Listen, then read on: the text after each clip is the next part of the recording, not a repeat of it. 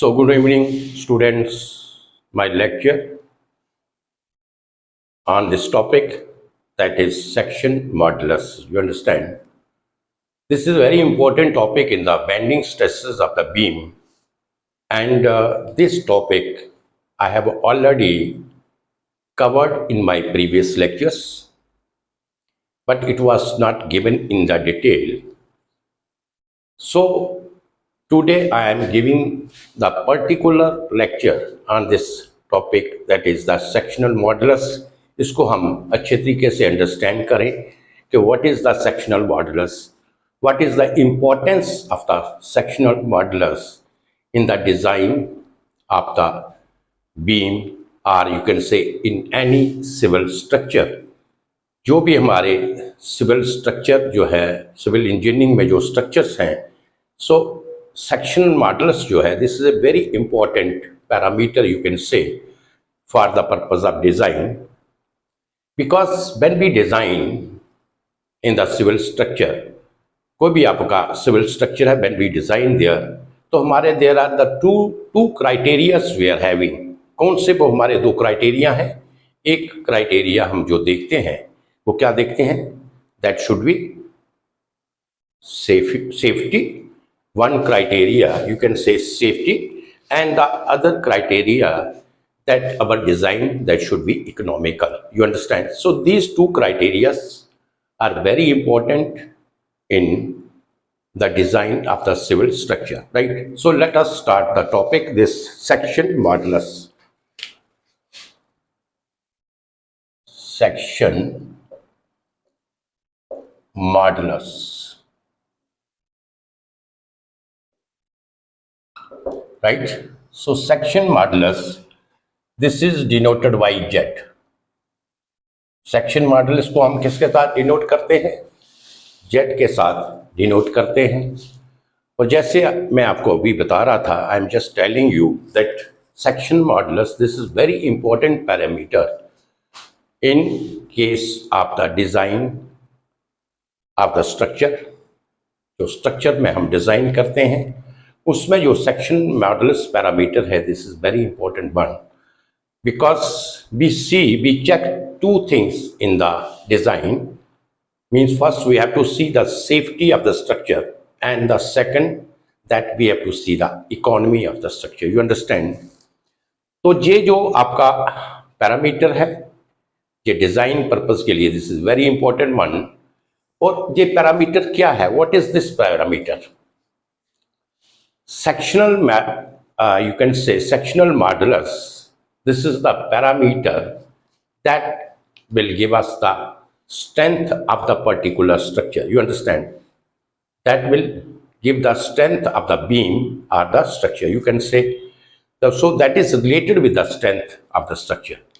Of the strength of the structure or the strength of the beam, what is this? If we say this beam is this much strong, this beam is having this much strength, what does it mean?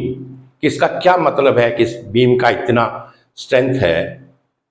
It is the mayor of the strength of the beam. You can से ये beam का है कितनी strength है, उसकी एक measurement का parameter. You can say that is a parameter in the measurement of the strength of the beam.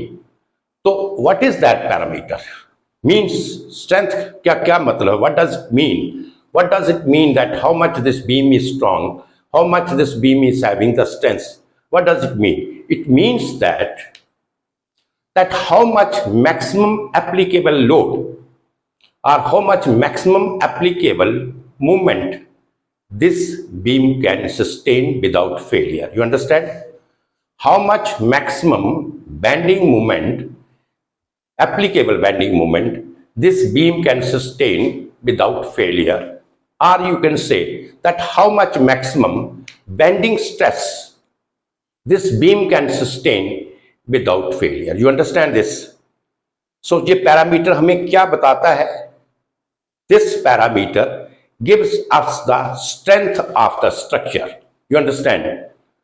This is the measure of the strength of the structure or the measure of the strength of the beam. तो जहां पे मैं bending stress of the beam chapter you है पढ़ रहा हूं, जहां पे आपको लेक्चर दे रहा हूं इस पे, तो यू कैन से हम बीम के बारे में ही बात करेंगे.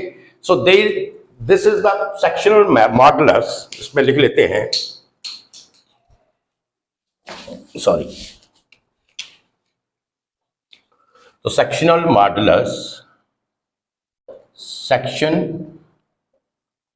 Modulus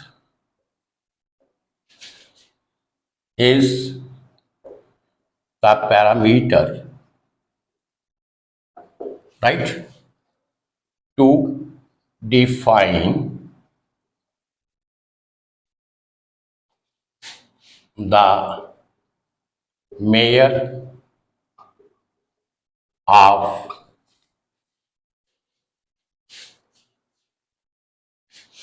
the strength of the beam, right? So sectional modulus is the parameter to define, or it is defined as the measure of the strength of the beam. You understand? So strength of the beam का क्या मतलब है? How much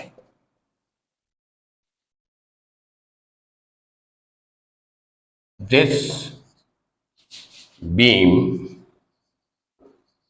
is strong. कि ये जो particular beam है ये कितनी ज्यादा स्ट्रांग है, ये हम किस पैरामीटर से हमें पता चलता है?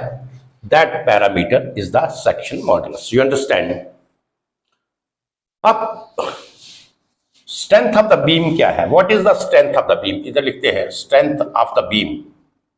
जो स्ट्रेंथ मैंने आपको लफ्ज यूज किया, strength of beam, what does it mean? What does it mean strength of the beam? तो स्ट्रेंथ ऑफ द बीम का मतलब यह हुआ, इधर लिखते, हाउ मच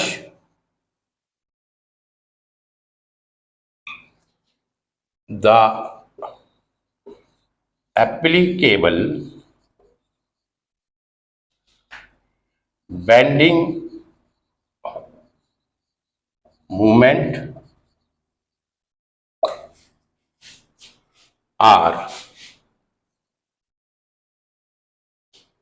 बेंडिंग स्ट्रेस भी कह सकते हैं आप. इसमें बेंडिंग स्ट्रेस भी होगा, तो bending stress, how much the applicable bending movement और bending stress this beam can sustain without failure. You understand? So strength of the beam क्या है? मैंने बताया कि ये जो आपका सेक्शन मॉडुलस है, this is the parameter to define और to measure the strength of the beam. अब strength of the beam means what?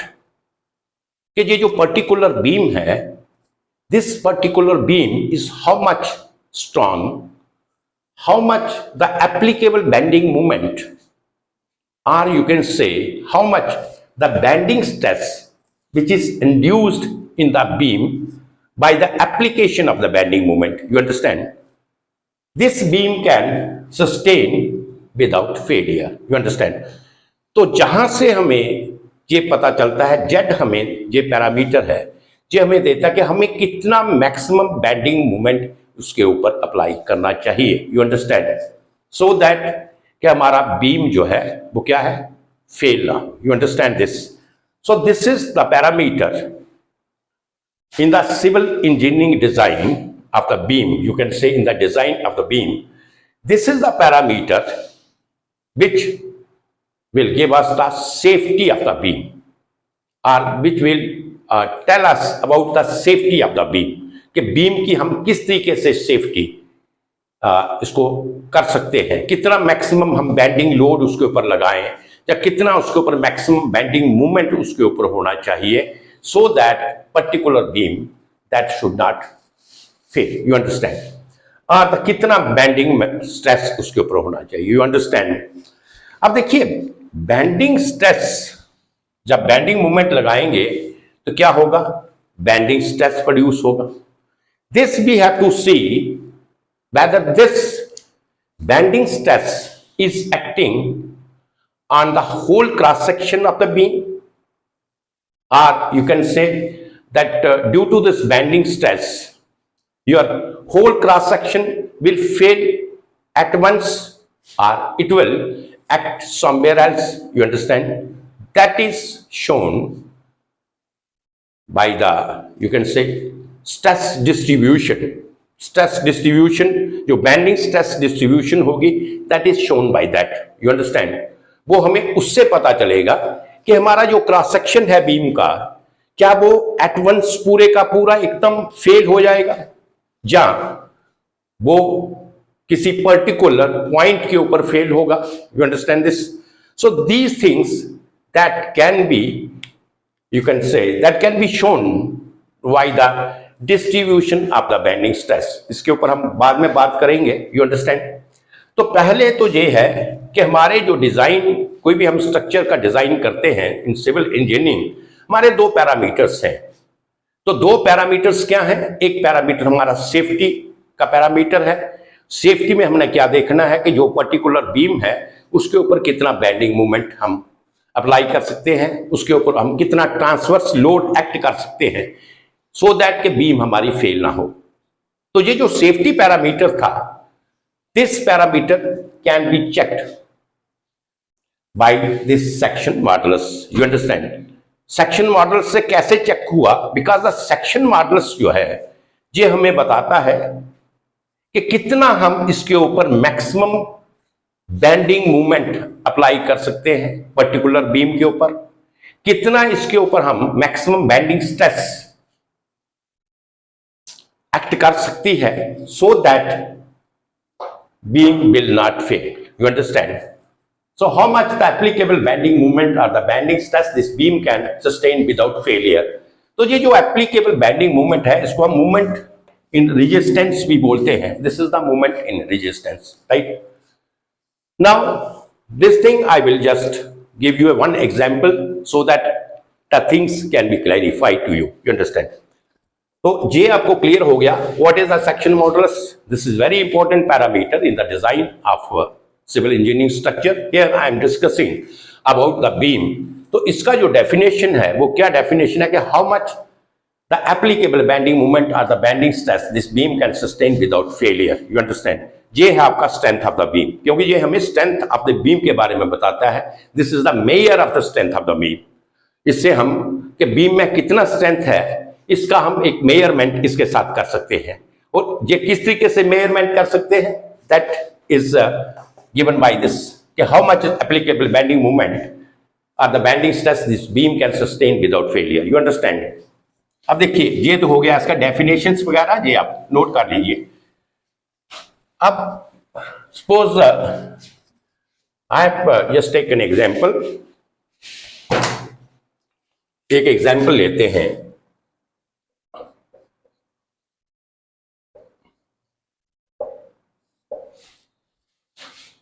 इधर लिख लेते हैं. सपोज दिस इज योर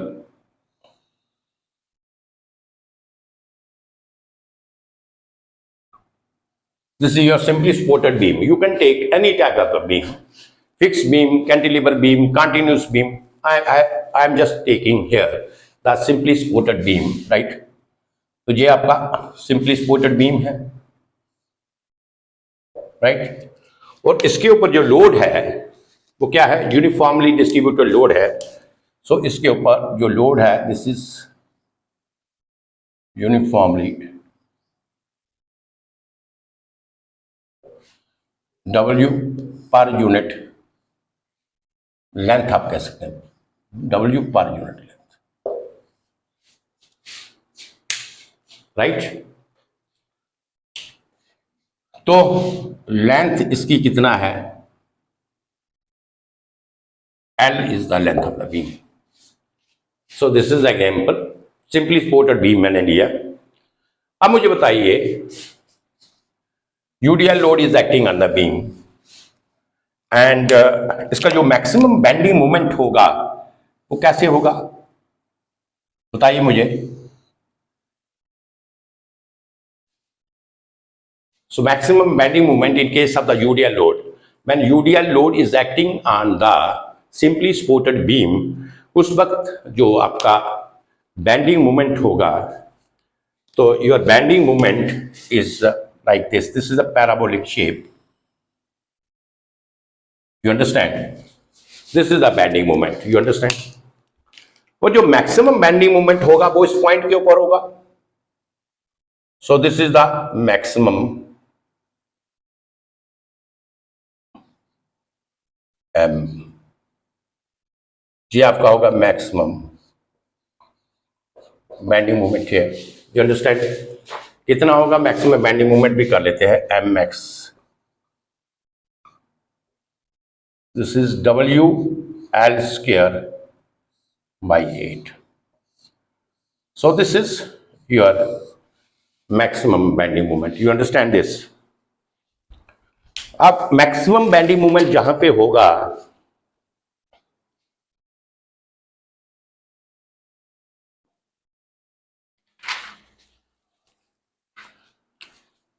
तो जहां पे मैक्सिमम बेंडिंग मोमेंट होगा, यू अंडरस्टैंड, तो जो हमारा बीम होगा, मुझे बताइए, जो बीम होगा, सपोज मैं कहता हूं कि ये बीम जो है, लेट अस से जो बीम है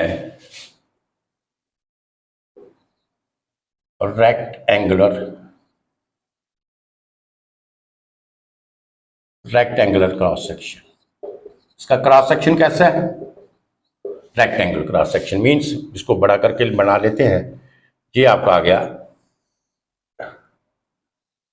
ये मैं इधर बना दिया बीम का रेक्टेंगुलर क्रॉस सेक्शन, इसको मैंने बड़ा करके लिख दिया, right. So this is your neutral axis, right. अब मुझे बताइए कि फर्स्ट टेल मी कि ये जो मैक्सिमम बेंडिंग मोमेंट जो है किस पॉइंट के ऊपर एक्ट कर रहा है, जहां पे this is the maximum bending moment. तो जो बीम होगा उसका फेलियर कहां पे होगा? जहां पे मैक्सिमम बेंडिंग मोमेंट एक्ट करेगा। You understand? अब मुझे बताइए कि ये आपका क्रॉस सेक्शन है। अब क्रॉस सेक्शन है तो क्या ये पूरे का पूरा क्रॉस सेक्शन जो बीम का है एकदम फेल हो जाएगा? या ये किसी पर्टिकुलर पॉइंट के ऊपर फेल होगा? You understand? इसके लिए हम क्या करते हैं, हम linear distribution of the bending stress वो ड्रा करते हैं, राइट। तो distribution of the bending stress कैसे होगा इसमें, जैसे ये आपको पहले भी पढ़ाया मैंने,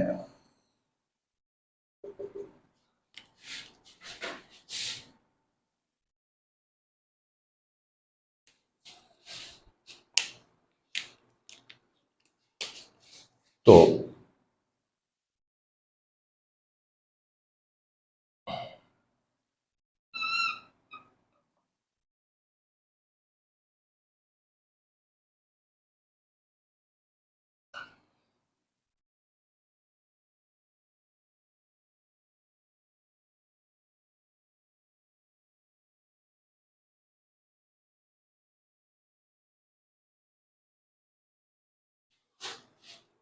ये आपका था रेक्टेंगल क्रॉस सेक्शन, लिख लीजिए, दिस इज योर रेक्टेंगुलर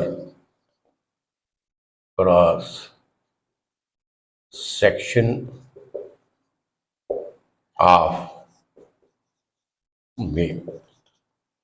ये आपका न्यूट्रल एक्सिस है, this is your neutral axis and this is the stress distribution. ये क्या है आपकी स्ट्रेस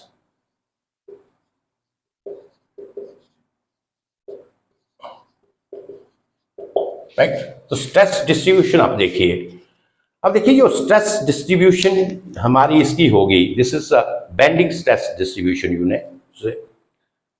इसमें आप देखिए bending stress at the centre और एट दिस न्यूट्रल एक्सिस के ऊपर जो बेंडिंग स्ट्रेस है, bending stress sigma at neutral axis वो क्या होगा, 0 होगा। You understand? तो इसमें बाई की वैल्यू क्या होगी न्यूट्रल एक्सिस के ऊपर, बाई आपका 0 होगा, बाई 0 तो सिग्मा 0। You understand? जहां से देखिए जैसे जैसे ये बाई की वैल्यू जहां से लेके जहां तक ये आपका क्या है बाई, और ये जहां से लेके जहां तक this is also by. You understand? तो जैसे जैसे इसकी बाई की वैल्यू जो है as it goes on increasing from the neutral axis, you will see that the magnitude of the bending stress that also goes on increasing. You understand? So this is the extreme fiber. You can say this is the extreme. This is the extreme fiber of the cross section of the beam. तो जो extreme fibre होगा उसके ऊपर आपकी जो bending stress होगी ये वो क्या होगी, सिग्मा मैक्सिमम होगी। Extreme fibre on the top and the extreme fibre on the bottom, you will see here that the bending stress at the top and the bending stress at the bottom of top fiber and the bottom fiber of this cross section, that is maximum. Centre में ये 0 है। तो इससे क्या होगा, means आपका जब value आपका बाई मैक्सिमम होगा, बाई मैक्सिमम उस वक्त सिग्मा क्या होगा, सिग्मा मैक्सिमम होगा। You understand this? By maximum क्या है, बाई मैक्सिमम और बाई क्या है, by is the distance from the neutral axis. You understand? By क्या है, ये न्यूट्रल एक्सिस से जो डिस्टेंस है that is denoted by by. तो जहां पे बाई 1 है, जहां पे value different by 2, y 3, by 4 इस तरीके से है, but we don't need the values like this y 1, y 2, y 3। We need y maximum कहां पे होगा, where y maximum is there and y where the sigma maximum is there. अगर ये y 1 है तो this is sigma 1, sigma 2, sigma 3, sigma 4 like this, but we need that sigma maximum, that where the maximum bending stress is acting on the beam. And you understand here, from here, that the bending stress, maximum bending stress is acting on the extreme fibers of the beam. You understand this? So it means that there is sufficient chances of failure of the beam on the extreme fiber where the value of y is y maximum. You understand? जहां पे जो y की value है वो क्या होगी, y maximum। अगर मैं ये बेंडिंग इक्वेशन लिखता हूं m upon i, this is equal to sigma max into y max, right. जब मैंने हाफ इक्वेशन लिखी, जो आगे वाला पार्ट था इज इक्वल टू EYR, वहां पे वो नहीं लिखा, there is no need to write this, only we want this equation जहां पे जो m आपका है m upon i, this is equal to sigma maximum upon y maximum, right. और आप कह सकते हैं सिग्मा मैक्सिमम क्या होगा, अगर सिग्मा मैक्सिमम की वैल्यू मैंने लेनी है यहां से, sigma maximum this is equal to m y maximum upon i। You understand? m y maximum upon i। अब मुझे बताइए जो सिग्मा मैक्सिमम है, हमें अगर हम सिग्मा की जो वैल्यू है वो सिग्मा मैक्सिमम से कम करें तो हमारा डिजाइन जो है वो फेल नहीं होगा। You understand this? अगर मैं जो बेंडिंग स्ट्रेस इसके ऊपर एक्ट कर रही है, अगर मैं उसकी वैल्यू सिग्मा मैक्सिमम से कम रखता हूं, with in the safe limit रखता हूं, तो हमारा डिजाइन क्या होगा, सेफ रहेगा। You understand that? क्योंकि हमारा डिजाइन जो है फेल तभी होगा जब वैल्यू आपकी सिग्मा मैक्सिमम या सिग्मा मैक्सिमम से एक्सीड करेगी, तो हमारा डिजाइन क्या होगा, फेल हो जाएगा, हमारी बीम क्या होगी, फेल हो जाएगी। क्योंकि हमारा एक्सट्रीम फाइबर के ऊपर जो मैक्सिमम स्ट्रेस है वो कितना है, सिग्मा मैक्सिमम है। इसके ऊपर अगर कोई स्ट्रेस प्रोड्यूस होती है, मींस हम इससे ज्यादा वैल्यू का बैंडिंग मोमेंट अप्लाई करते हैं, या इससे ज्यादा जो एक पर्टिकुलर जो एक पर्टिकुलर लोड था जिसके ऊपर हमारा sigma maximum this much we are getting, if we will increase the load, transverse load, so it means that we are increasing the applicable bending moment also. तो अगर हम ये चीजें इंक्रीज करेंगे तो हमारा क्या होगा, उस लिमिट से इंक्रीज करेंगे तो हमारा क्या होगा, सिग्मा मैक्सिमम हमारा इंक्रीज होगा उस लिमिट से, तो हमारा डिजाइन फेल हो जाएगा।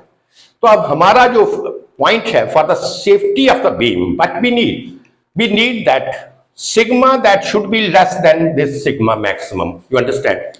तो ये कैसे होगा, अगर मैं सिग्मा मैक्सिमम को सपोज ऐसे लिखूं, sigma maximum is equal to m upon I upon y maximum, मैं इसको ऐसे भी लिख सकता हूं, mathematically I have taken here I वटा दिस, इसको खोलेंगे ये ऊपर चला जाएगा, तो मैं इस चीज को इस तरीके से लिख सकता हूं m upon I upon y max, you understand. तो ये हो गया हमारा m अपॉन z। तो I अपॉन बाई मैक्स का क्या मतलब हुआ, I upon y max means this is the ratio of the movement of inertia. जो दूसरा डेफिनेशन इसका बनता है जेड का, सेक्शन मॉडल्स का, वो क्या है, this is the ratio of the movement of inertia to the extreme value of the y, you understand. So this is Z. तो जेड पैरामीटर्स हमारा जहां पे आ गया, पहले देखिए m इसके साथ था प्रोपोर्शनली, अब क्या हुआ, जब z से मैंने इसको डिवाइड किया, जो भी इसकी वैल्यू आएगी तो क्या होगा, j जो पोर्शन है राइट हैंड साइड वाला, इसकी वैल्यू कम हो जाएगी, यू अंडरस्टैंड। और जब इसकी वैल्यू कम होगी तो क्या होगा, हमारा जो सिग्मा मैक्सिमम है, सिग्मा मैक्सिमम था पहले m by max divided by I only, m into by max. अब मैं इस टर्म को जहां ले जाया तो मैथमेटिकली अगर आप देखें तो जे वाला जो टर्म्स है राइट हैंड साइड वाला, वो इस टर्म से क्या होगा, लेस हो जाएगा, क्या होगा, कम हो जाएगा, लेस हो जाएगा। तो इसका मतलब जो हमें सिग्मा मैक्सिमम की वैल्यू है वो हमारी क्या होगी, कम हो जाएगी, वो सिग्मा मैक्सिमम से कम होगी, तो हमारा डिजाइन जो है वो सेफ रहेगा, फेल नहीं होगा, यू अंडरस्टैंड दैट। तो जहां से आपको ये पता चला, ये जो सेक्शनल मॉडल्स जेड है, तो सेक्शनल मॉडल्स क्या है, with the sectional models we can check the safety of the design. जैसे मैंने आपको ये दिया, ये मेरा बीम है, यू अंडरस्टैंड। इस बीम के ऊपर बेंडिंग मोमेंट की वैल्यू मेरे पास है, suppose some numerical values are given to me, right, and I can calculate the Z. Z की वैल्यू मैं कैलकुलेट कर सकता हूं, अगर मुझे सिग्मा मैक्सिमम की वैल्यू दी है तो Z is equal to m by sigma maximum. तो जेड की वैल्यू हमारे पास वी हैव कैलकुलेटेड, कि हमारे पास जेड की वैल्यू ये आ गई, यू अंडरस्टैंड। तो जेड की वैल्यू हम कैलकुलेट कर सकते हैं, और उसके अकॉर्डिंग हमारा कितना बेंडिंग मोमेंट अप्लाई होना चाहिए इसके ऊपर, कितना वर्टिकल लोड या ट्रांसफर लोड ये बीम जो है वो सस्टेन कर सकती है, that we can design, you understand. तो एक तो ये हो गया कि अगर हमें से बेंडिंग स्ट्रेस का। अब दूसरा जो मैंने एज पर डेफिनेशन आपको दिया था, I think this is clear to you, this is clear how the bending stresses are distributing there, where the maximum bending stress is, where the chances of failure of the cross section of the beam, where the chances of the failure is maximum of the cross section of the beam, ये भी आपको पता चला। इस point के ऊपर तो stress आपका जीरो है, तो सेंटर के ऊपर यू कैन से सेंटर के ऊपर, so there is no chance of failure. तो फेलियर के जो चांसेस होंगे वो कहां पे होंगे, जो एट द एक्सट्रीम सेक्शन। तो अगर मैं एक्सट्रीम सेक्शन के ऊपर आपकी जो बेंडिंग स्ट्रेस है इसको अगर मैं कम करता हूं तो वो कैसे करूंगा, मैं जो मैं बेंडिंग मूवमेंट अप्लाई करता हूं उसको मैं अगर जेड के साथ डिवाइड करता हूं, जेड के साथ, और जेड क्या है बेसिकली, जेड क्या वैल्यू है, जेड जो अगर मैथमेटिकली वैल्यू आएगी तो वो एक ज्योमेट्रिकल वैल्यू है, यू अंडरस्टैंड। अगर आपका रेक्टेंगुलर बीम है, अगर रेक्टेंगुलर बीम है तो जो जेड की वैल्यू है this is equal to B into D square upon 6, you understand. तो जेड की क्या वैल्यू है, जेड एक ज्योमेट्रिकल वैल्यू है, यू अंडरस्टैंड। तो जेड की वैल्यू हम निकाल सकते हैं। Suppose if the rectangle beam is there, तो जेड की ये वैल्यू है। सर्कुलर बीम दिया है तो जेड की वैल्यू आपको फाइंड आउट करेंगे। अगर ट्राइंगुलर बीम है तो जेड की वैल्यू, ये मैंने आपको टेबल पीछे दिया भी है। और अगर स्क्वायर बीम है तो जेड की वैल्यू फाइंड आउट करें। तो ये एक ज्योमेट्रिकल कंस्ट्रक्शन जो बीम की होगी उसके ऊपर हमें जेड की वैल्यू मिल जाएगी। You understand that. और उसके बाद हम जेड की वैल्यू हमें मिलेगी, और जेड जो हमारा पैरामीटर होगा उससे हम, जिसे हम सेक्शन मॉडल्स कहते हैं, उस पैरामीटर से we can check the safety of the design. You understand, design of the beam और the design of the structure. ये पहला पॉइंट। अब इसमें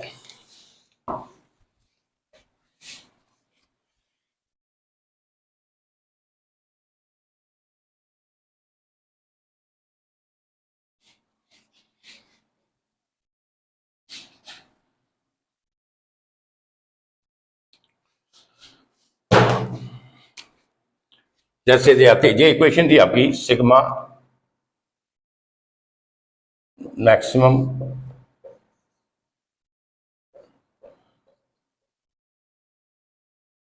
m upon I, right? So this is the equation. Now I am choosing a particular beam. Just understand. Suppose this is a particular beam and the construction and the material of this particular beam I know. But I know this also कि इसमें जो maximum stress होगी, ये beam कितना maximum stress जो है वो sustain कर सकता है।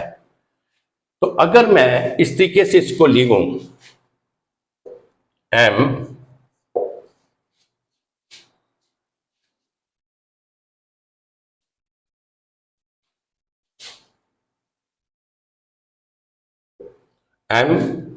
प्रोपोर्शनल टू, आप m इक्वल टू कर लो,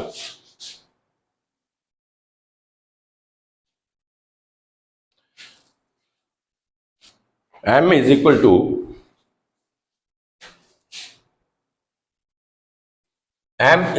sigma maximum into I upon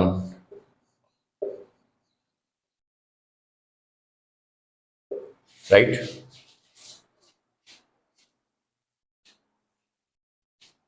sigma maximum upon I upon y.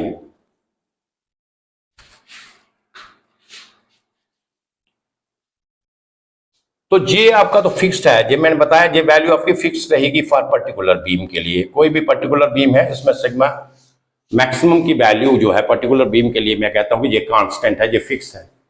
तो ये मैं कर सकता हूं कि m proportional to I upon y max, right. m हमारा क्या प्रोपोर्शनल हुआ, आप I अपॉन बाई मैक्स, और m प्रोपोर्शनल टू z, क्योंकि जहां पे z क्या है, z आपका है I अपॉन बाई मैक्स। तो ये m प्रोपोर्शनल टू z क्या क्या मतलब है। m प्रोपोर्शनल टू z का मतलब है कि if the value of the sectional modulus of a particular beam is more then the applicable bending moment is also more।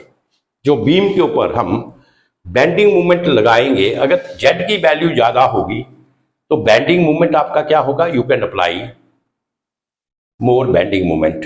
और अगर जेड की वैल्यू कम होगी तो you can apply less bending moment. You understand.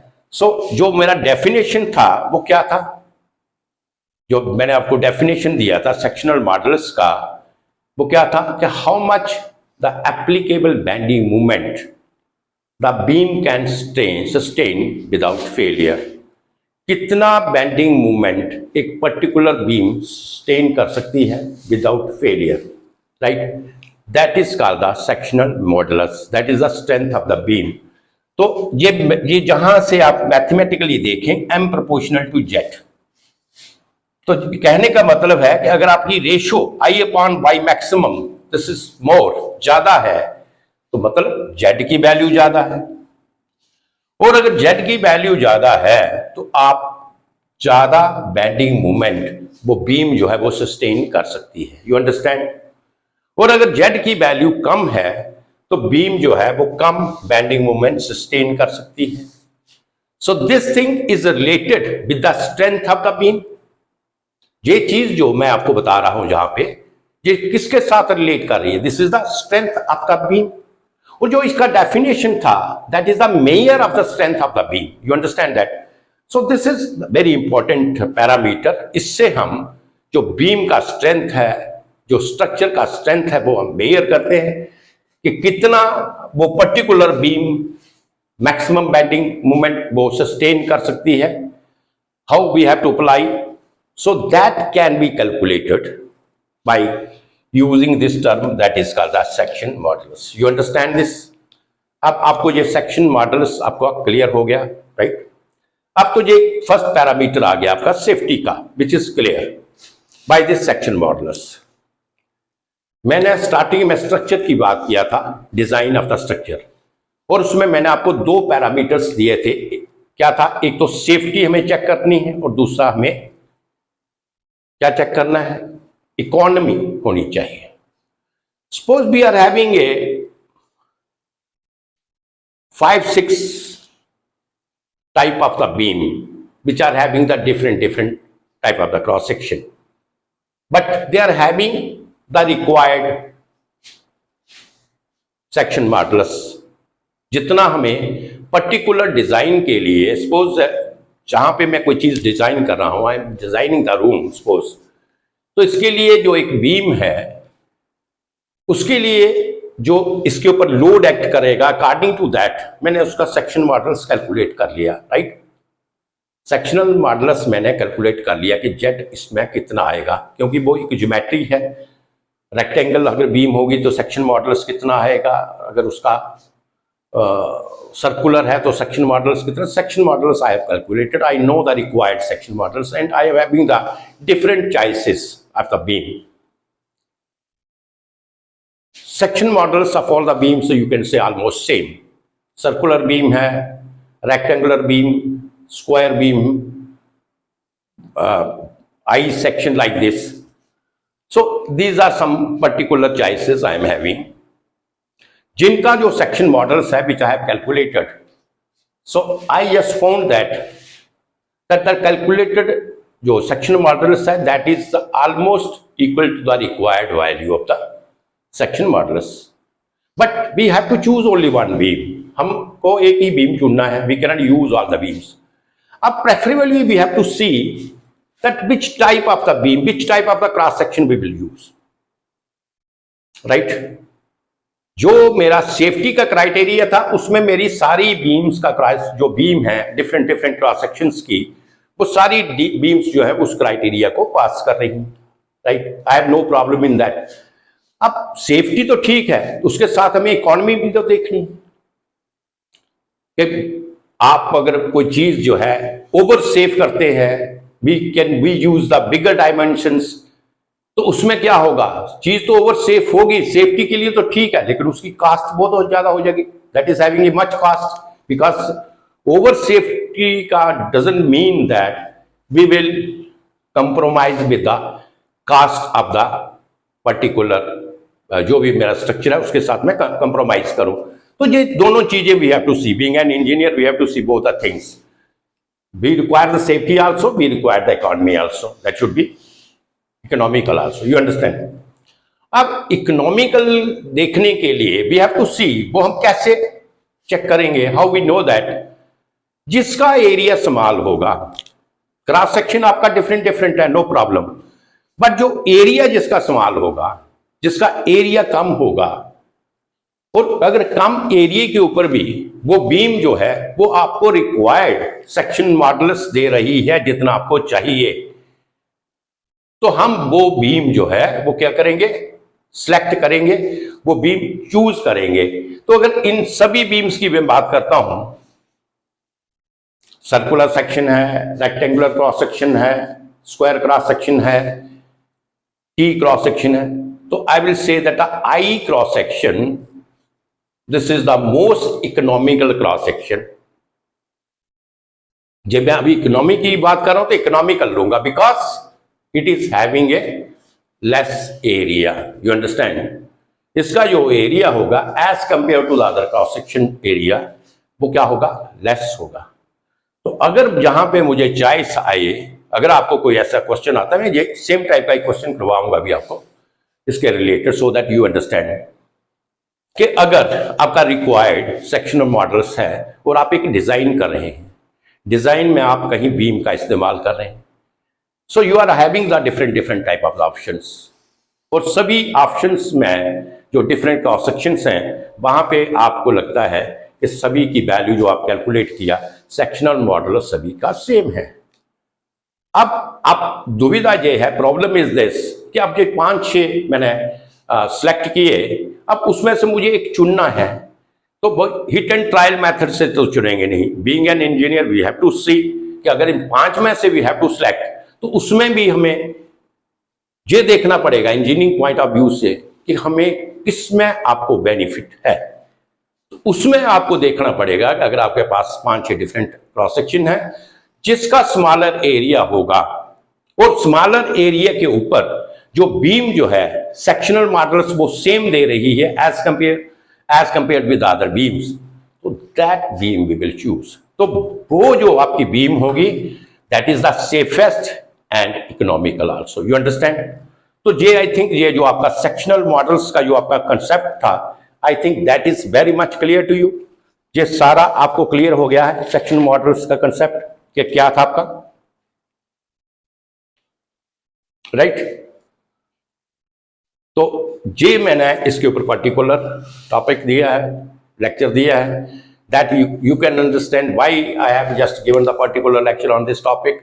You can understand this that this is very important topic in the design of the structure, और इसको मैं एक पर्टिकुलर तरीके से थोड़ा सा ज़्यादा इसके ऊपर एक्सप्लेन करना चाहता था, क्योंकि प्रीवियस लेक्चर में मैंने जो मेरे लेंथी लॉन्ग लेक्चर 1 लेक्चर 2 उसमें ये मैंने सेक्शनल मॉडल्स के बारे में आपको बताया है, लेकिन इस टॉपिक को दोबारा लेने का यह था कि ये सेक्शनल मॉडल्स और इसके रिलेटेड जो कुछ न्यूमेरिकल प्रॉब्लम्स हैं जो कि बहुत इंपॉर्टेंट हैं, इसके रिलेटेड जो न्यूमेरिकल प्रॉब्लम्स हैं बहुत इंपॉर्टेंट हैं। ये मैक्सिमम आप देखिएगा कि आपके आईएएस के जो एग्जाम होते हैं, आपके गेट एग्जाम हैं, या अदर देन दैट आपके जो प्रोफेशनल एग्जाम्स हैं, वहां पे इस किस्म की इसके रिलेटेड जो प्रॉब्लम्स हैं उनको बहुत ज़्यादा पूछा जाता है। और अगर आपको ये कंसेप्ट क्लियर है तो वो प्रॉब्लम्स आपके लिए बहुत ही ज़्यादा आसान होंगी, वो आप समझ सकेंगे, राइट। तो इसके साथ एक प्रॉब्लम जो मैंने अभी ये कंसेप्ट आपको क्लियर किया था, इसके साथ मैं एक प्रॉब्लम्स जो है वो आपको देता हूँ, यू अंडरस्टैंड।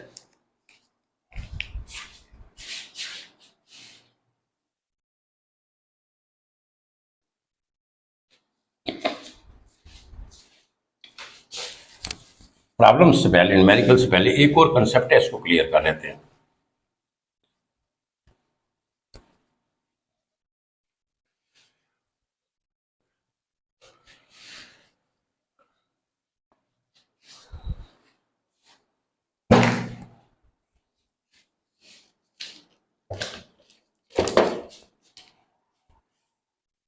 अच्छा, एक वन मोर इंपॉर्टेंट कंसेप्ट के इंपॉर्टेंट लिख लीजिए।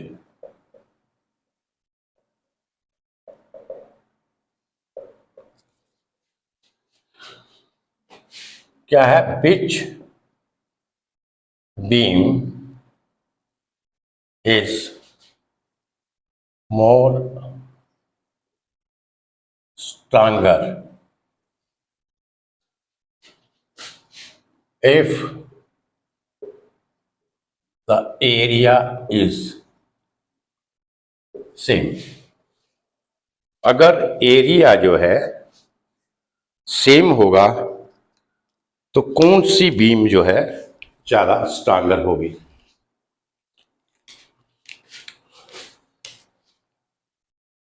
जी, अब यू अंडरस्टैंड। तो एक ये आपका आ गया रैंक। दूसरा आप कर लीजिए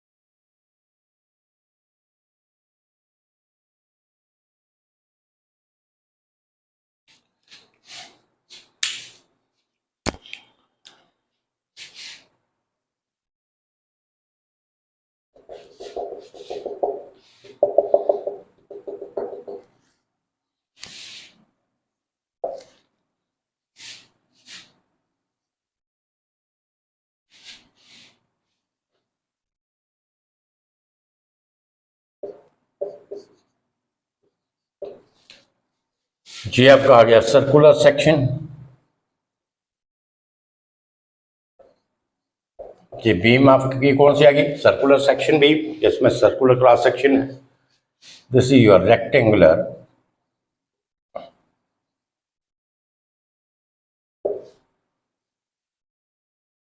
cross section and this is your I section. इसका क्रॉस सेक्शन क्या है? I section, right? But all these are having the same area. Area क्या है इनका? सेम। You understand? अच्छा, अब हमें ये देखना कि if you are having the different type of the cross section, आपके पास एक बीम है जिनके क्रॉस सेक्शंस क्या हैं, वो डिफरेंट हैं। You understand? एक आपका सर्कुलर क्रॉस सेक्शन है, रेक्टेंगुलर है और आई सेक्शन है। अब इन तीनों में हमें देखना, इनका एरिया भी उसने है, जो एरिया है वो क्या दिया है? सेम है। क्रॉस सेक्शन डिफरेंट है but area is same of all the cross section. You understand? Now we have to see, we have to check that which beam is more stronger if the area is same. ये भी आपका design का question होगा कि आपका area अगर same है, cross section आपको डिफरेंट दिए हैं, तो आपने इन तीन में से कोई बीम आपको यूज करना है, राइट? इकोनॉमी के हिसाब से तो क्या है? एरिया सेम है। अगर आपने बीम को यूज करना है तो यू हैव टू सी कि इन तीनों में से बीम कौन सी स्ट्रांग होगी। वो हम कैसे देखेंगे, कैसे पता चलेगा? आप देखिए, इसमें तीन क्रॉस सेक्शन आपको दिए, यू अंडरस्टैंड? और आपका जो इसका जो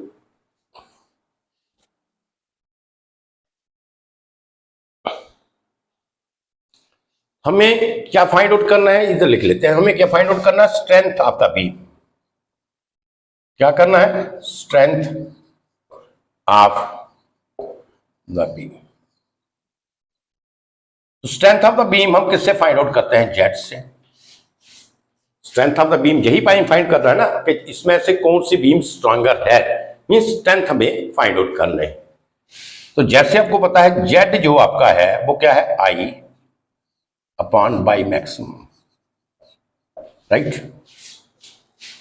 मैं कहता हूं कि बाई मैक्सिमम की ये जो वैल्यू है, दिस इज बाई मैक्सिमम, यहां से जहां तक,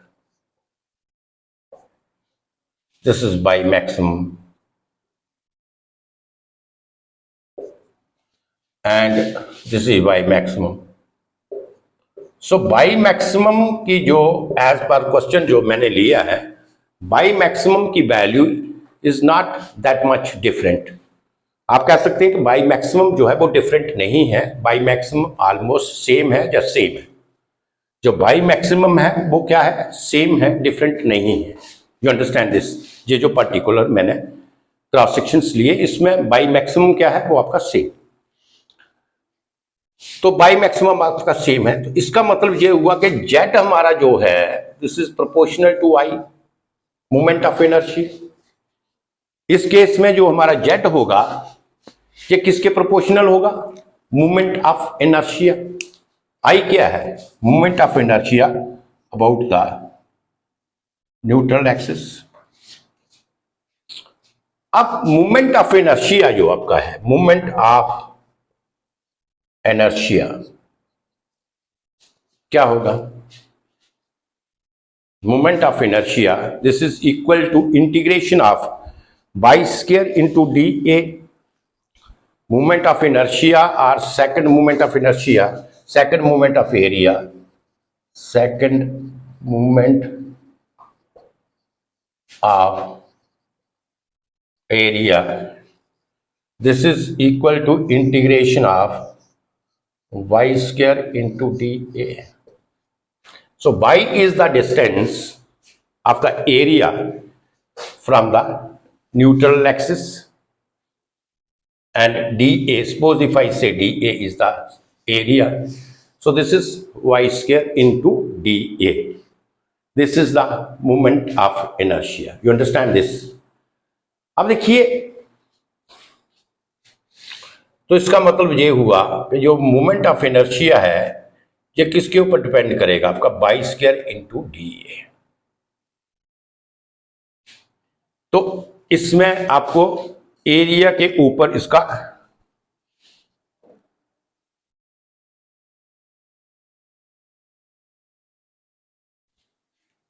राइट एरिया का स्क्वायर है। अगर देखिए ये आपका आई सेक्शन की मैं बात करूं, आई सेक्शन में ये आपका मेजर एरिया है। आई सेक्शन में आपका मेजर एरिया क्या है? This is the major area in the I section, right. ये आप कह सकते हैं this is major area. If the major area is distance उसका बाई से एक्सेस है, ज्यादा है, right. If the distance of the major area is far from the neutral axis, अगर जहां पे लिख लीजिए, तो जहां से हो गया मेजर एरिया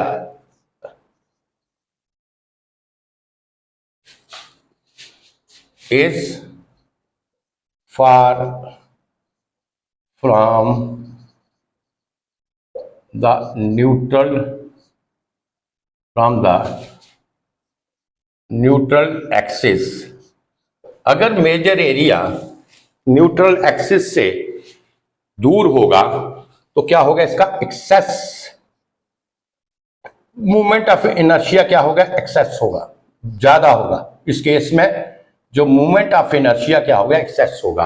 तो आप कह सकते हैं कि movement of inertia in case of I section is more.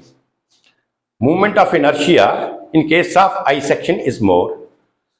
अब जहां पे देखिए जो मेजर एरिया इनका है, ये बाई एक्सिस के बिल्कुल पास, जहां से ही शुरू हो जाता है, जहां से इसका मेजर एरिया शुरू होगा, जहां से इसका मेजर एरिया शुरू होगा, तो जिनका मेजर एरिया बाई एक्सिस से कम दूरी के ऊपर होगा, वो वहां पर क्या होगा? मूवमेंट ऑफ इनर्शिया आपका क्या होगा? लेस होगा। You understand?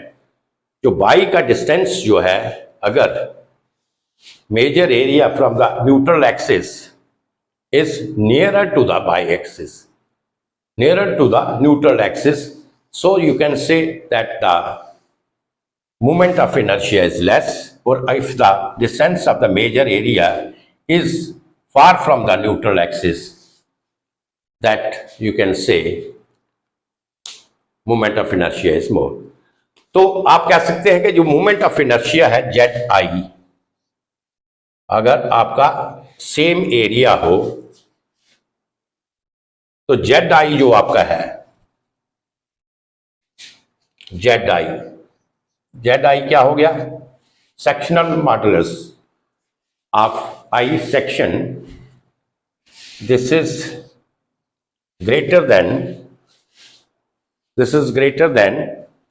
section modulus of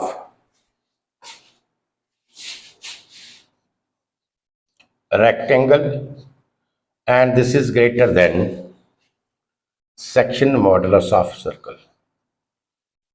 तो सेक्शनल मॉडुलस जो आपका है आई सेक्शन का, ये क्या होगा? ग्रेटर होगा। ये क्या होगा? सेक्शनल मॉडुलस आई सेक्शन का ग्रेटर होगा, क्योंकि मूवमेंट ऑफ इनर्शिया ग्रेटर। जहां पे देखिए जेड जो आपका था, Z proportional to I, Z क्या है? आई के प्रोपोर्शनल है। बाई मैक्सिमम मैंने कहा कि बाई मैक्सिमम का value in this case I have taken almost it is same, तो इसको मैंने कांस्टेंट कंसिडर किया। तो इक्वेशन हो गई आपकी Z proportional to I. You understand? हमारी क्या इक्वेशन हुई? Z proportional to I. तो अगर आपका आई ज्यादा है, मूवमेंट ऑफ इनर्शिया ज्यादा है, जिसका मतलब वो क्या होगा? आपका जो सेक्शन मॉडुलस है वो भी ज्यादा होगा।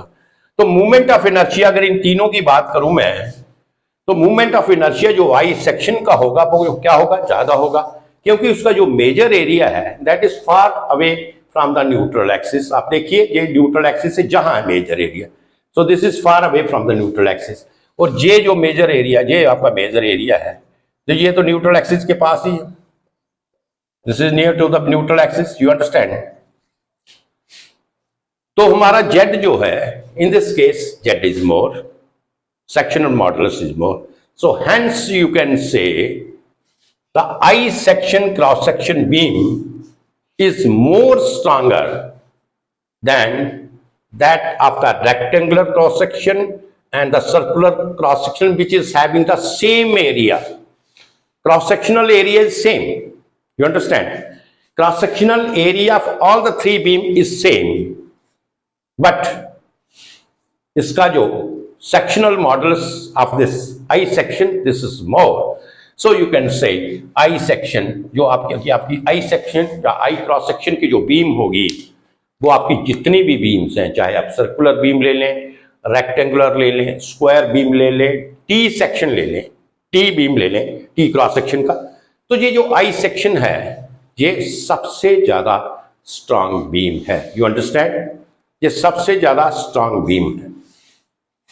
बट इसमें दूसरे फैक्टर्स भी हैं, तो हम कहेंगे अगर ये स्ट्रांग है तो फिर आई सेक्शन ही हर जगह इस्तेमाल करते हैं. Why will go to the circular section? Why will go to the rectangular section? तो इसमें there are so many factors. आप जहां पे देखिएगा, एकदम जहां से एरिया एकदम जहां से डिक्रीज होगा, जहां पे क्या होगा, स्ट्रेस कंसंट्रेशन अफेक्ट करेगी. जो मैकेनिकल इंजीनियरिंग में पढ़ा होगा, स्ट्रेस कंसंट्रेशन, और स्ट्रेस कंसंट्रेशन से क्या होता है, स्ट्रेसेस आपकी क्या होंगी, रिड्यूस हो जाएंगी. यू कैन से सो चांसेस ऑफ फेलियर क्या होगा, जहां पे इस पॉइंट के ऊपर स्ट्रेस कंसंट्रेशन ज्यादा होगी. You understand? You will get the more stress concentration at this point. तो खैर this is not my topic to discuss here.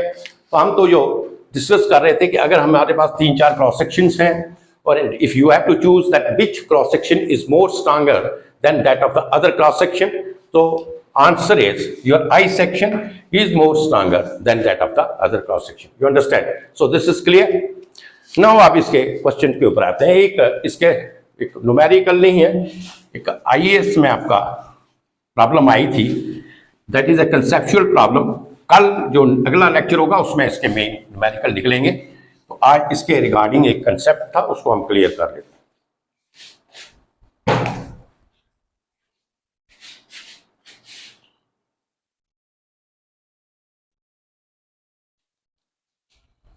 So this is the question. ये देखिए, ये क्वेश्चन जो था ये ESE 2001 का है. You understand? अब देखिए, पढ़िए इसको. A simply supported beam of 8 metre effective length carries UDL of 2 kilo newton, uniformly distributed load है, over the effective span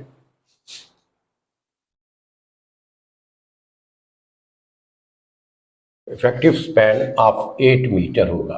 effective span of 8 metre, right?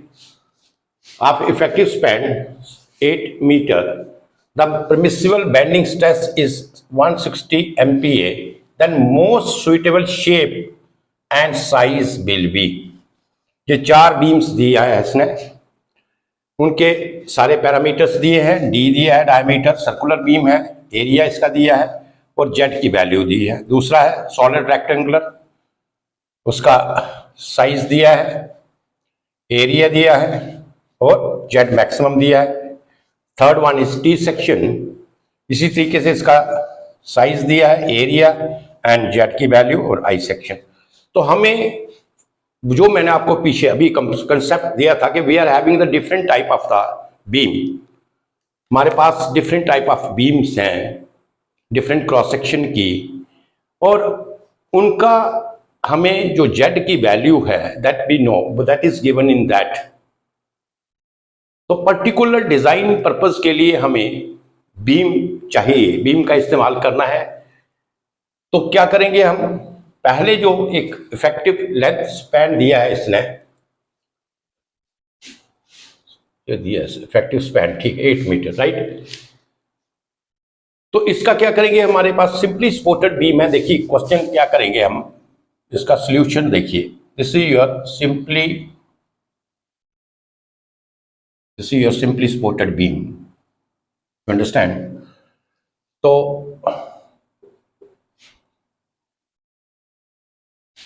The span is given as 8 metre and UDL load.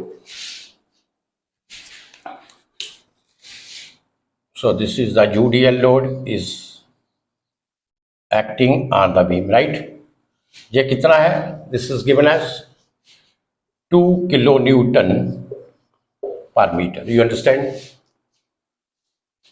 And bending stress, that is also given, that is a sigma maximum, you can say, that is given as 160 Newton per mm square.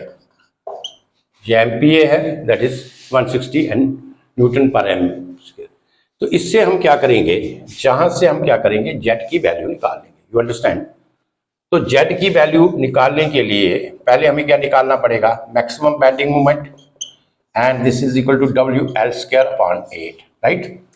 Maximum bending moment in case of the simply supported beam, you know, this is WL square upon 8, and this is your 2 into 8 square upon 8. So maximum bending moment, this is 16 kilonewton meter, 16 kilonewton meter, you understand, because length is taken as meter, तो जे इसका unit आया 16 kilo Newton metre, जे हमारा आ गया। अब Z क्या होगा, Z is equal to how much,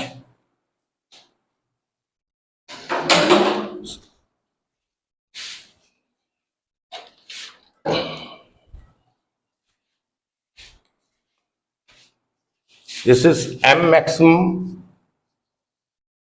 upon y maximum, ये होता है,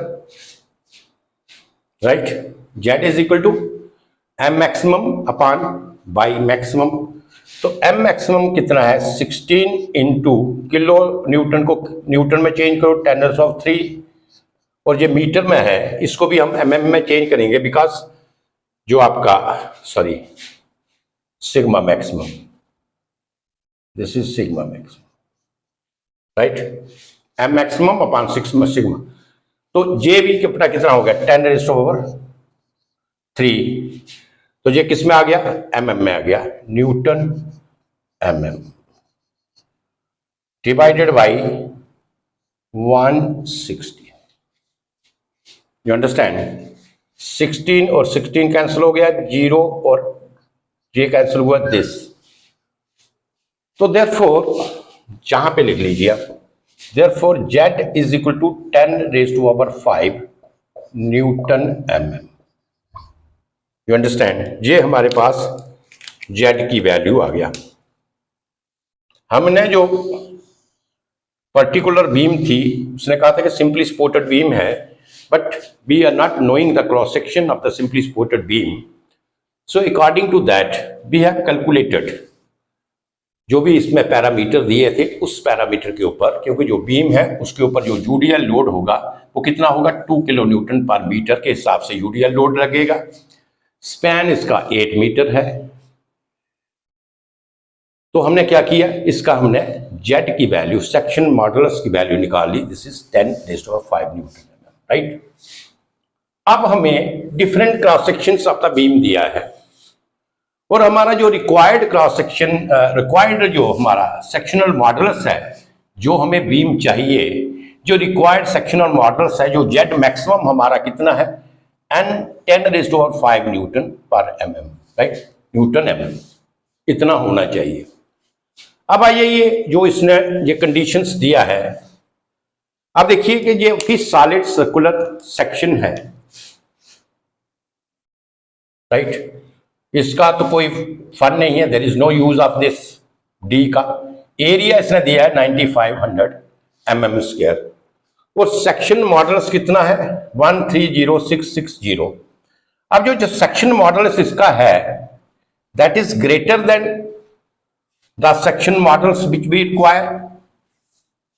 जो सेक्शन मॉडुलस इसका सॉलिड कौन सा, पहले सॉलिड सर्कुलर सेक्शन का जो सेक्शनल मॉडुलस है, that is greater than this sectional modulus. तो अगर ज्यादा है तो इसका मतलब है हमारा जो हमारा क्या होना चाहिए, सेक्शनल मॉडुलस जो हमारा है रिक्वायर्ड से ज्यादा होना चाहिए। अगर सेक्शनल मॉडुलस ज्यादा होगा तो ये बीम जो है ज्यादा बेंडिंग मूवमेंट को सस्टेन कर सकती है। तो इसका मतलब है कि ये हमारा पहला जो सॉलिड सर्कुलर सेक्शन हम लेते हैं, ये जो हमारे पास पैरामीटर दिए हैं, तो इस केस में देखिए ये बीम हमारी क्या है, safe, right, because it's sectional modulus is more than this. Safety के पैरामीटर के हिसाब से अगर मैं चेक करता हूं तो ये बीम हमारी क्या है, सेफ है। अब आ जाइए सॉलिड रेक्टेंगुलर सेक्शन, इसमें हमारा एरिया ये है। पहले मैं इसको सेफ्टी के, अगर सेफ्टी पॉइंट ऑफ व्यू से चेक करना है तो I have to check the sectional modulus, you understand. इसमें देखिए सेक्शनल मॉडुलस 10,000 ही दिया है, और ये भी आपका सेक्शनल मॉडुलस जो है वो कितना है, ये 10 मीटर क्यूब होगा क्या,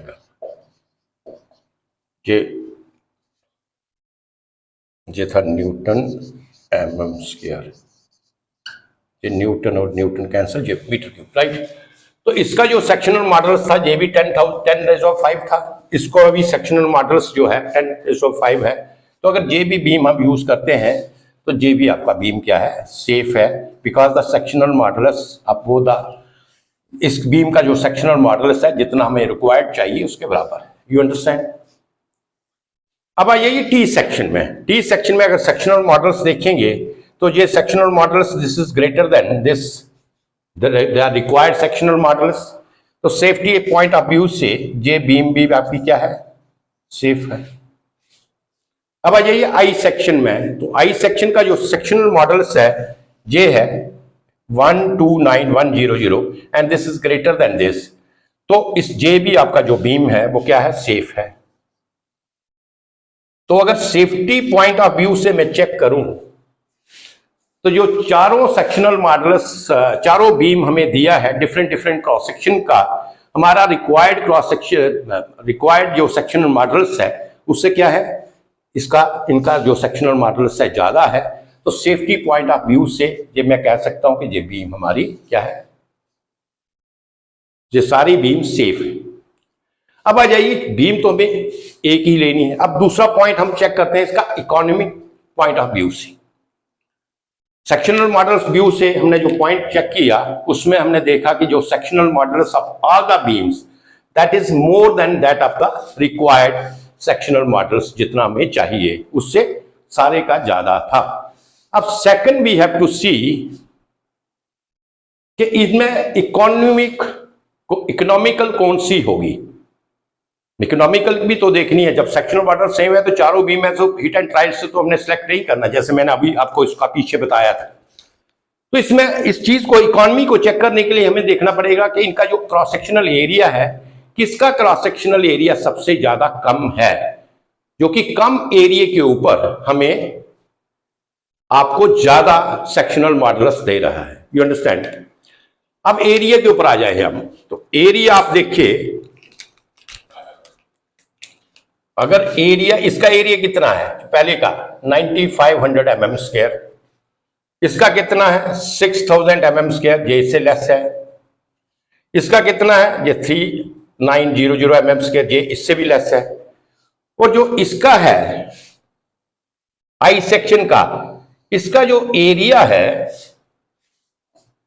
वो सबसे ज्यादा स्मॉल है, सबसे ज्यादा लेस है, you understand. So it means that if I have to choose the section out of all these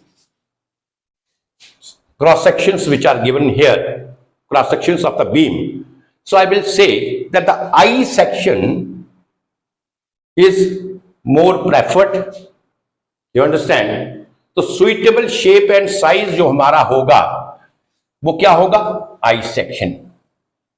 तो ये नंबर 4 के ऊपर आप टिक करें, सो this is your right answer, you understand. ये आपका क्या है, राइट आंसर है, बिकॉज ये 2900 ये आप लिख दीजिए इधर, ये स्मॉलर एरिया, राइट। सो ये जो आई सेक्शन का जो एरिया है that is smaller than that of all the cross sections of the beam जो दिया है हमें। तो अगर स्मॉलर एरिया के ऊपर हमें जो सेक्शनल मॉडुलस है, एक तो एरिया इसका कम है, इसका मतलब ये मोर इकोनॉमिकल है, बीम का साइज कम होने के कारण, इसका एरिया कम होने के कारण हमारा मटेरियल कास्ट क्या है, कम आएगा, लेस आएगा, तो ये मोर इकोनॉमिकल है। और इसका जो सेक्शनल मॉडल्स है as compare to all this, इसका बिगर भी बहुत ज्यादा बिग है। जहां तक सेक्शनल मॉडल्स बाकियों का भी था, दैट इज सेफ, हम ले सकते थे। बट अगर हमें ये 4 बीम में से एक बीम चुनना है, we have to select 1 beam, तो इसमें हमें 2 criteria we have to see. First criteria we have to see the safety factor. तो सेफ्टी फैक्टर तो ये चारों क्रॉस सेक्शंस जो थे ये सेटिस्फाई कर रहे थे, right. Then we have to see the economical factor, which is the economical factor, कौन सा इकोनॉमिकल होगा अगर हम बीम को इस्तेमाल करते हैं। तो you have seen that I section is more economical and I section जो आपका है this is more economical, best suited you can से। तो जे आपका इसका आंसर है, यू अंडरस्टैंड। तो जे जो मैंने आपको इसका विषय कंसेप्ट दिया था, इसके ऊपर आप देखिए ये 2001 में क्वेश्चन आया है ईएससी का। तो इस तरीके से आई थिंक ये जो आपका सेक्शन मॉडल्स का आज कंसेप्ट था, this is entirely A separate lecture on this. और ये जो प्रॉब्लम है इसके रिलेटेड थी जो पीछे कंसेप्ट मैंने आपको दिया था। तो I think this is very much clear to you, और इसको आप अच्छे तरीके से देखिए, because this parameter is very very important one for the civil engineers as well as for the mechanical engineers, because in every design of the beam or the structure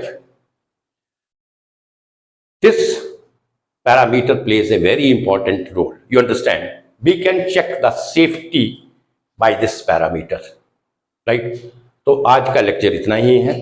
अब इसके बाद मैंने आपको कहा था कि सेक्शनल मॉडल्स के very important numericals, और मोस्टली वो सारे न्यूमेरिकल्स आपके एग्जामिनेशंस में ही होंगे, या ईएससी के होंगे, गेट के होंगे, और यू कैन से कन्वेंशनल टाइप होंगे, बट वेरी इंपॉर्टेंट वन। तो नेक्स्ट लेक्चर जो है न्यूमेरिकल्स के ऊपर होगा इसका, और बहुत ही इंपॉर्टेंट लेक्चर होगा।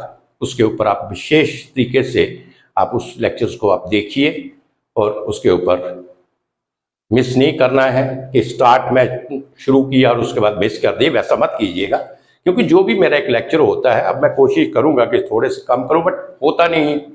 अगर आपने पढ़ाना सही तरीके से तो होगा नहीं। अगर 10-10 मिनट के कोई छोटे मोटे टॉपिक देने हैं तो दैट इज समथिंग एल्स। तो मेरा जो एम है वो that is a different, I want to give the maximum.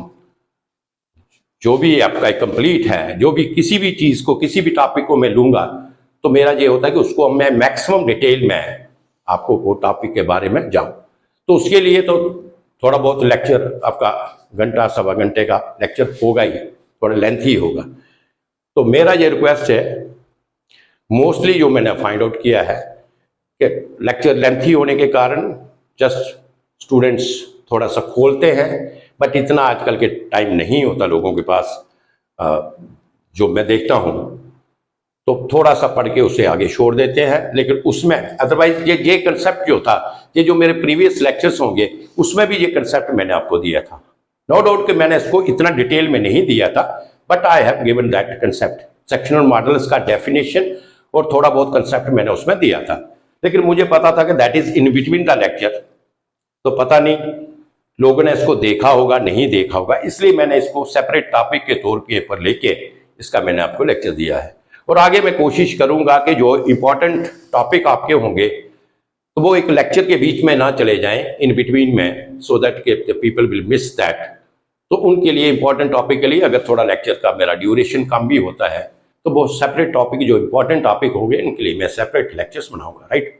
तो कल जो मेरा इसके नेक्स्ट जो लेक्चर होगा उसमें जितने भी उस पीरियड में 1 घंटा या सवा घंटा का जो लेक्चर होगा, जितने भी उसमें maximum related to the problem with the sectional models उसके हम करेंगे। और बहुत इंपॉर्टेंट प्रॉब्लम होंगी जो कि मोस्टली आपके एग्जामिनेशन है उसमें पूछी जाती हैं। तो मेरा तो यही आप लोगों के साथ है कि आप जो भी मेरा लेक्चर है उसके आप अच्छे तरीके से पूरे का पूरा गो थ्रू क्लियर करिए, टाइम लगा के करिए, because this is a recorded lecture for you. YouTube में कभी भी आप देख सकते हैं, बट इस लेक्चर को आप पूरे का पूरा लेक्चर को देखिए तो आपको ये सारी चीजें, सारे कंसेप्ट उसमें मिलेंगे, you understand. So thank you very much. Tomorrow I will take the another class. Thank you.